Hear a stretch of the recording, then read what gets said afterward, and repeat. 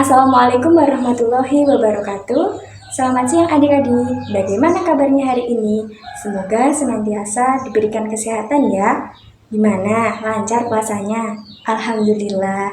Masih semangat ya untuk belajar hari ini? Nah, sebelumnya perkenalkan, nama kakak Eka Kusumawati. Adik-adik bisa memanggilnya dengan sebutan Kak Eka.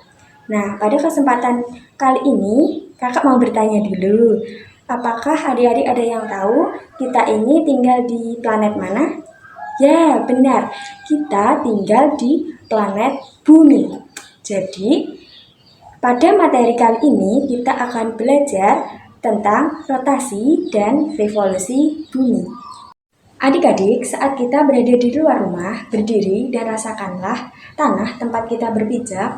Apakah adik-adik merasa bahwa bumi itu berputar?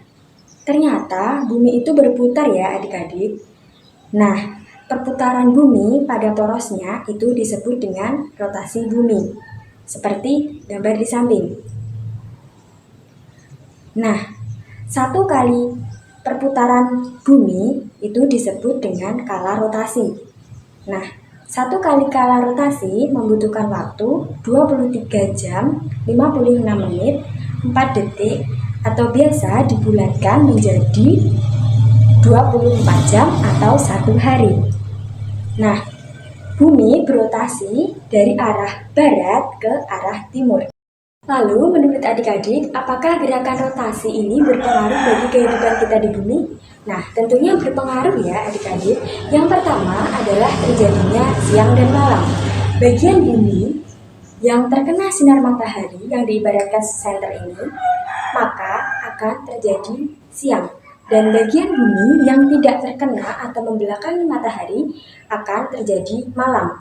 Lalu, dampak yang kedua adalah terjadinya perbedaan waktu. Misalnya adik-adik sekarang ada di Ponorogo dan teman adik-adik ada yang di Bali. Maka jam antara di Ponorogo dan Bali adalah berbeda.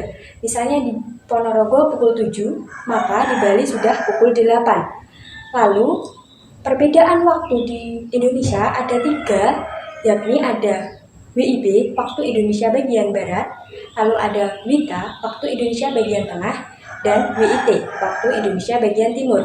Lalu dampak yang ketiga adalah terjadinya gerak semu harian matahari. Gerak semu harian matahari ini terjadi seolah-olah matahari berterbit dan tenggelam dari sebelah timur dan barat. Namun kenyataannya yang bergerak itu bukan matahari, tetapi adalah bumi. Materi berikutnya adalah tentang revolusi bumi. Nah, adik-adik, di sini sudah ada yang tahu apa itu revolusi bumi? Nah, coba amati gambar ini. Ini merupakan gambar dari revolusi bumi atau perputaran bumi mengelilingi matahari. Satu kala revolusi bumi membutuhkan waktu 365 hari atau 1 tahun. Lalu, bumi yang berputar mengelilingi matahari akan membentuk garis yang biasa disebut dengan ekliptika. Adik-adik, ternyata revolusi bumi ini berpengaruh bagi kehidupan kita di bumi. Yang pertama adalah terjadinya pergantian musim. Negara yang memiliki iklim tropis seperti Indonesia dan Malaysia umumnya memiliki musim kemarau dan musim penghujan. Sedangkan di daerah yang subtropis seperti negara Eropa dan Asia bagian timur memiliki 4 musim. Ada musim gugur, kemudian musim semi, musim panas, dan musim salju. Dampak dari revolusi bumi yang kedua adalah terjadinya gerak semu tahunan matahari. Gerak semu tahunan matahari ini bisa kita lihat pada terbit dan tenggelamnya matahari yang setiap harinya itu bergeser sedikit demi sedikit. Nah, disebut gerak semu tahunan matahari karena sebenarnya yang bergerak itu bukanlah matahari, namun adalah bumi.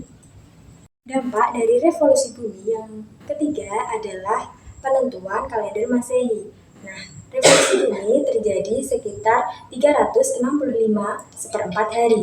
Nah, untuk membulatkan yang 1/4 hari ini, maka pada 4 tahun sekali ditambahkan 1 hari sehingga menjadi 366 hari. Ini disebut dengan kalender kabisat. Nah, penambahan ini dilakukan pada bulan Februari. Jadi, pada saat itu bulan Februari menjadi 29 hari. Nah, sekian penjelasan dari kakak. Apabila ada kurang lebihnya mohon maaf. Wassalamualaikum warahmatullahi wabarakatuh.